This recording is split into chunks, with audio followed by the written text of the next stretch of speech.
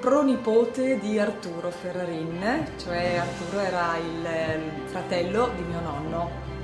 E allora io mi sono laureata in lettere moderne con indirizzo storico e ho fatto la tesi di laurea anni fa su Arturo Ferrarin, inquadrato dal punto di vista storico-politico dell'epoca tra gli anni 20 e gli anni 30.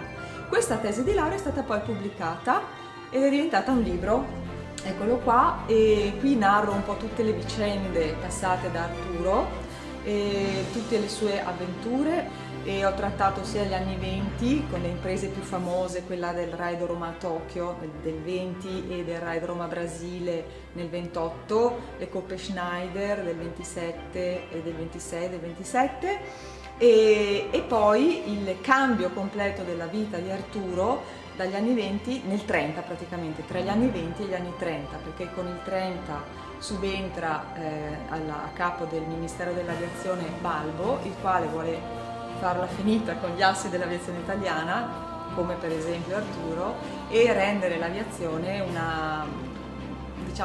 corpo militare di massa, diciamo così.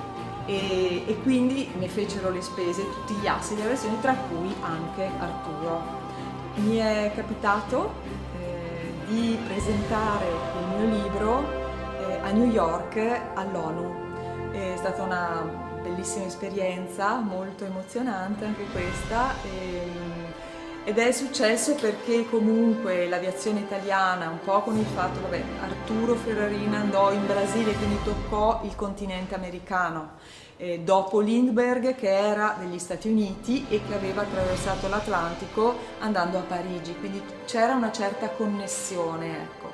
E poi in seguito negli anni 30 anche Balbo, sempre italiano, con una formazione di aerei in squadriglia, era andato proprio a Chicago negli Stati Uniti, quindi c'era un interesse evidentemente da parte degli americani, dell'ONU, insomma in quel caso lì, di avere una conferenza su questo personaggio dell'aviazione italiana, su questo asso dell'aviazione italiana. Questo qua è il volume scritto a mia cura sulla base dei documenti datemi dall'autore vero, che è Roberto Bassi. È un libro su questo personaggio che fece sulle orme di Arturo Ferrarin lo stesso viaggio a Tokyo, però fatto a piedi, incorrendo in tantissime avventure.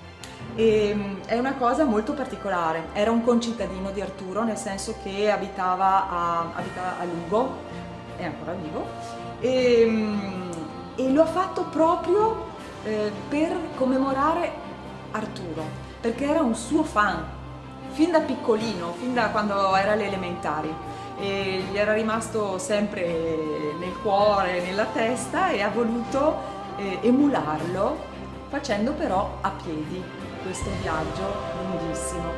E niente, lui raccolse durante il viaggio firme e dediche di tutte le persone che incontrò, dalla più umile alla più importante.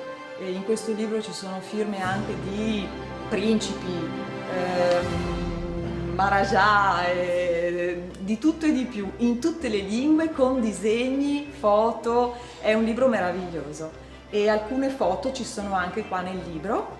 Molto importante forse questa qua, che fa vedere proprio l'unione tra Arturo e Roberto Bassi quando arrivò a Tokyo.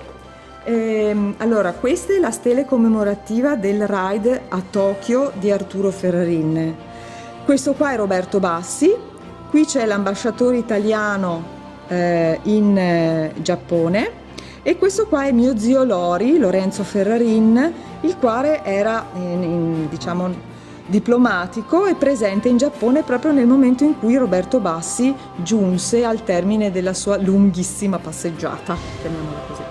E ecco, questo qua riunisce un po' tutto il sunto dell'avventura.